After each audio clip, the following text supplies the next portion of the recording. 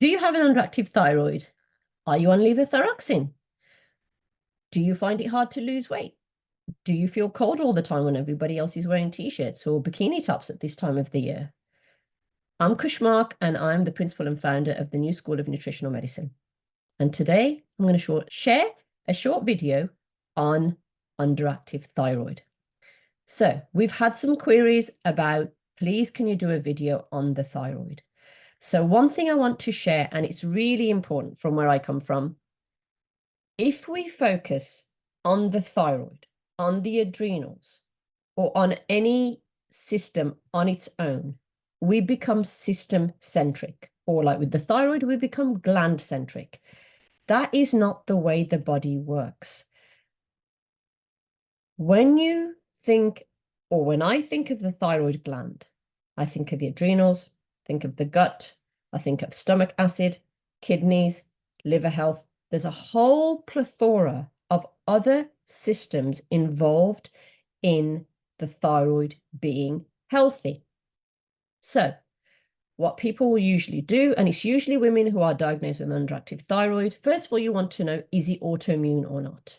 Now, on the NHS in the UK, it's not generally tested for. They wait till your TSH is high, which is actually a brain hormone. It is not a thyroid hormone, okay? And it has a different sensitivity to the thyroid hormone than the rest of your body.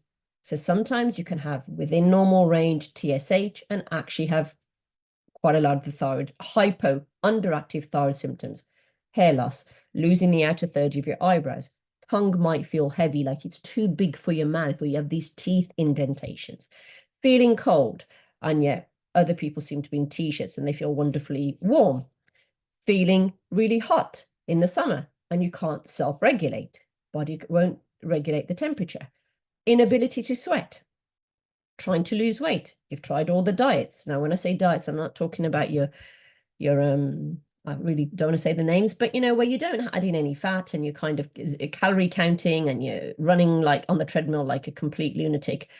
That doesn't work anyway in the long term, and that doesn't help your thyroid at all. So even if you tried all the others, the keto, the paleo, everything, and nothing is shifting, and yet you are on thyroxine. Okay, so people tend to think that if they've got an underactive thyroid, they go on thyroxine, and there you go, the job is done. That is very much gland-centric, and you are taking, when you're taking levothyroxine, you're taking T4. T4 is the inactive form. Although it has very small biological activity, it's mainly the inactive form of the thyroid hormone. 4 stands for 4-iodines, and that's why it's quite popular for people to take kelp and iodine if they've got underactive thyroid. But generally, in my experience, because people have done iodine challenge tests, they have plenty of iodine. So it's not an issue where I am coming from. Now, T4 has to get converted to T3. T3 means 3 iodines, 3. 1 is all being removed by an enzyme. Then some people, they have an issue with that enzyme, okay? They might have a DNA SNP. In other words, a kink in the code for that enzyme. So that conversion can be a bit more sluggish. So as a nutritional practitioner, we support that enzyme with nutrients. Some of the nutrients are selenium, zinc, iron, vitamin A. There's a whole load of nutrients involved. That's one aspect. Number 2, T4, to be converted to T3, needs a healthy gut, healthy liver, healthy kidneys. Really important. Healthy gut, healthy liver, healthy kidneys.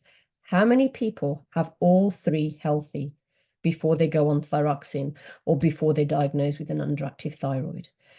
Again, when you're having a blood test done, which is TSH, T3, T4, so free T3, free T4, that means it's free, it's unbound. So that's the active form that's available to be activated, or active form.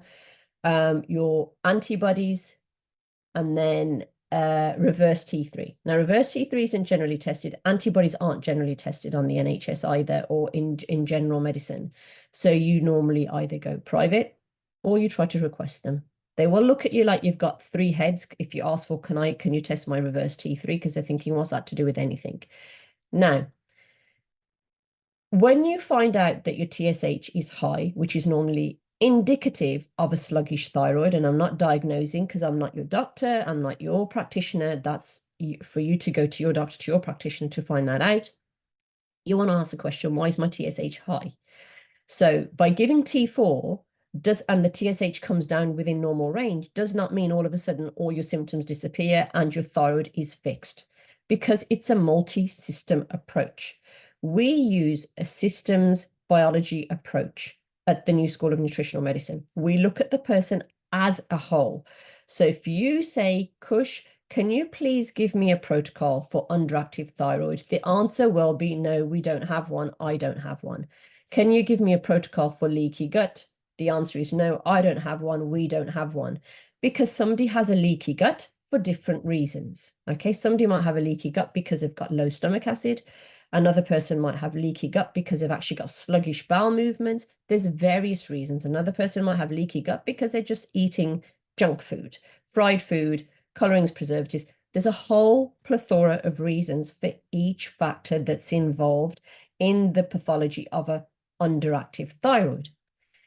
Now, the other thing that I want to point, again, just to give you the idea of this is not just about the thyroid. When that T4 is converted to T3, now this is the active hormone, it's got to get and stimulate its receptor. Remember the lock and key method? That lock is the receptor, the keyhole, the key is the hormone. So T3 will bind to its receptor, which is a nuclear receptor in the nucleus. It's on the DNA, it binds, but that T3 can sit there and do nothing until you have also vitamin A. Okay, now vitamin A is not the same as beta carotene.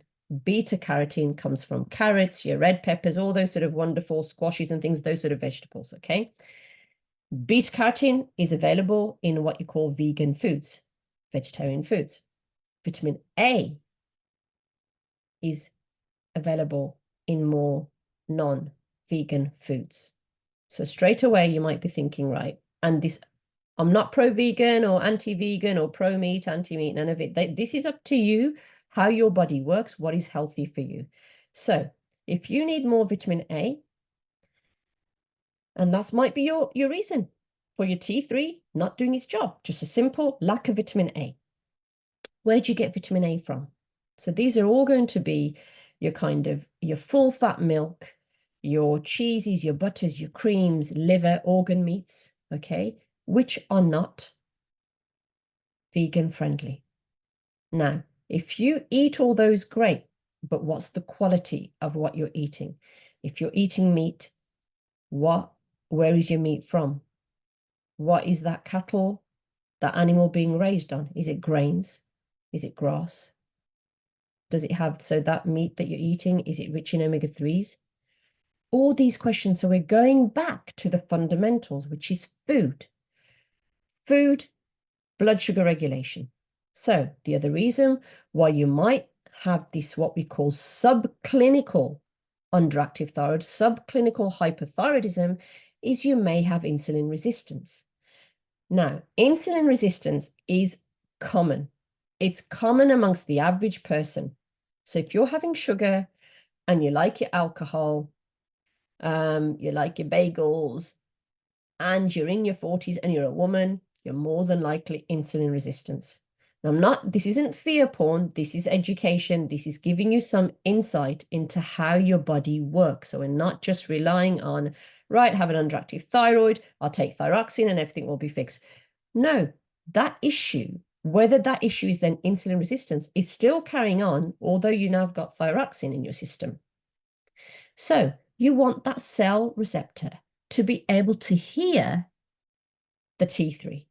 And in order to hear the T3, you want to make sure you're not insulin resistant. Okay?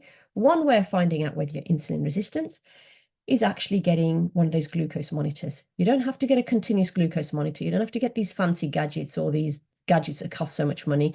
You just get one from the local pharmacy and you test your blood sugar 2 hours after you've had a meal. First thing on waking, whilst you're fasted blood sugar, and then after you've had a meal. You want to see that blood sugar come back down.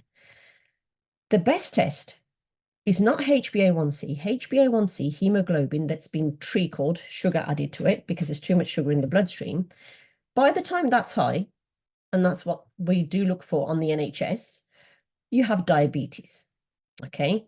Now, you can have a HbA1c test done and have a look. Is it within normal range? And if it's within normal range, is it on the higher end of the normal range? You don't want it on the higher end of the normal range. And if you're a woman and you're listening to this and you've got thyroid issues and you are in your 30s, you have time to get well. You've always got time to get well, but you have more time to get well because when you hit perimenopause and all those hormones start fluctuating, estrogen and progesterone, your thyroid symptoms may become more pronounced. Okay. And then it's another bigger circus to be working out with. So again, this is not fear porn. You've asked for the video. I'm showing the video. And again, at the New School of Nutritional Medicine, it is quite common sometimes for students to say, what do you do if you get a case of? You don't, it depends on the case. It depends on the individual. This is all about your biochemical individuality. So that beta carotene that's got to get converted to vitamin A for the T3 to be heard by the T3 receptors, the beta carotene has to be converted to vitamin A. Now, if that beta carotene does not get converted to vitamin A because you've got a SNP in that enzyme that converts beta carotene to vitamin A, you're going to struggle more to become balanced in thyroid health. Okay, I hope this makes sense because I think what's happened is as we've been schooled early from our early years, learning biology, GCSE or O levels or wherever you are in the world, doing your biology, then you go and do your exams and then you go into university. We are not taught what I've just shared in this video. And if we were taught this from our young age, all the way through school, and then I think a lot more people would be then studying nutritional medicine because it's fascinating, it's exciting, and it changes lives. It changes your health. But it's not simply about addressing one organ by just focusing on that organ. I call that organ-centric or system-centric if we're only focusing on that one system or that one organ. I will do a part 2. I would love to hear your comments and what you're experiencing, whether you're on thyroxine or not. I'd also be very interested to know if you have been diagnosed with an underactive thyroid, have you had your antibodies tested? Okay, so there's thyroglobulin antibodies, there's TPO antibodies, because some women are given thyroxine when the TSH is high, but the antibodies are not tested for. And that's an autoimmune condition if you have antibodies. If you have antibodies that are present, and it sounds harsh, and again, I'm not instructing that you do this. It's your choice what you do with the information that I'm providing. Okay, so again, there's no fear porn here. This is just sharing vital information. Then you want to address your food. It's always food, always. But if you have an autoimmune condition, got a thyroid condition, and you're eating gluten,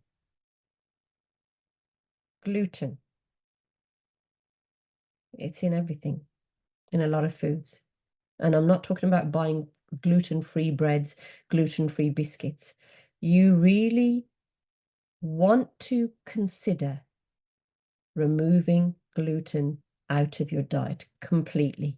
Now, people won't find this popular. There'll be practitioners who won't find this popular. So, I don't agree with it. That's fine. I'm not here to debate. I'm just here to share what works and why it works. What works is when you understand the individual, their biochemical individuality, what is going on for them. So I really hope this has been helpful. If you do want to book in with a practitioner, you can book in with one of my team. If you want who work, who've been trained by me, and I'm not saying I'm the only one that trains people like this. There are other practitioners out there or schools out there. Great. And if you want to train this, if you want to become a practitioner, if you want to help the health of your family and your community, why not join the new School of Nutritional Medicine? Why not give it a try and learn the systems biology approach, learn about root cause medicine, and why the food on your plate is absolutely important first and foremost, as well as your nervous system, your mental, emotional well-being. But also then there's only so much you can get from food. Some people require supplements. If they've got certain DNA SNPs, they require those supplements. Now, that doesn't mean you need loads of supplements. Okay, so that's not what I'm into either, but it does mean cleaning up your system. Okay, so your liver, your kidneys, all your detox organs to support them to function properly, and your gut health. The gut is like your first detox organ. It's the one where all the food comes in, and it's got to make sure that it keeps out the nasties. And what you're absorbing is what's going to benefit your health. And in today's society, we don't really see healthy guts. When we do those gut tests, the complete gut analysis, not just the microbiome testing, we find that some people have low stomach acid, some people don't have, have got pancreatic indications of pancreatic insufficiency. Other people have got dysbiosis, and whether that's dysbiosis because of not chewing properly or because of stress or eating whilst they're on their phone, scrolling or in front of a TV. There's so many reasons for why the gut can be out of balance. But it's all healable. It can be healed, but the hard work is on your side, not my side, because I do my hard work. I'm doing my looking after my health and going through all that sort of stuff. But I hope this has been helpful, and please do comment, let me know. And your comments and your questions do actually help me in then planning the next video or the next post.